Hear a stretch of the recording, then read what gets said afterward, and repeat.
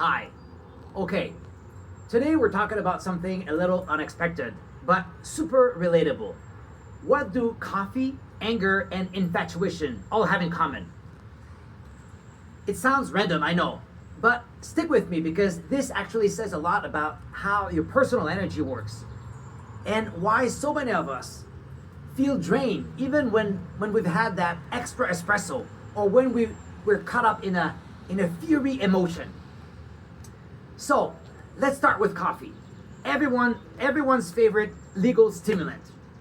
You wake up groggy, hit the coffee machine, and boom, you're alive again. Alert, focused, buzzing with energy, right? But here's the thing.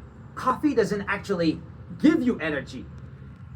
It just unlocks the emergency stash. Basically, caffeine blocks the receptors that tell your body that it's tired. So you're not actually more energized, you're just tricking your brain into ignoring fatigue. That's why a few hours later you crash. Now, let's talk about anger. We've all been there. Something or someone sets you off, and suddenly you're on fire. Your body feels electric, your heart's racing, and you might even feel powerful in that moment. Like you're running on rocket fuel, but again, that power boost is coming from your emergency energy reserves.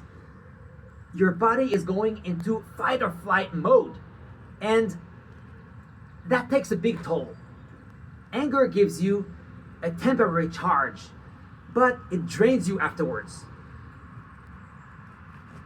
You might feel exhausted, jittery, or emotionally numb once it wears off, right?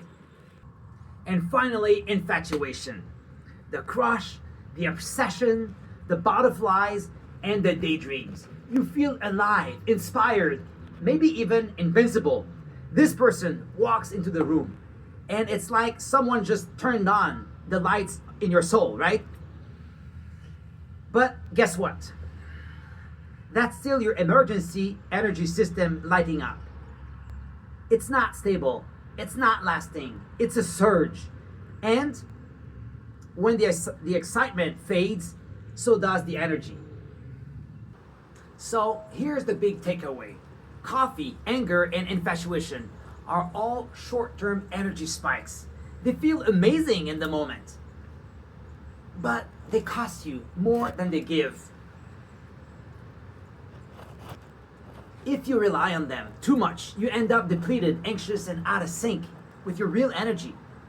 Real energy, the kind that lasts, comes from something much deeper. Stillness, awareness, breath, and practices that restore rather than rob your system. Thank you for your energy, and see you soon.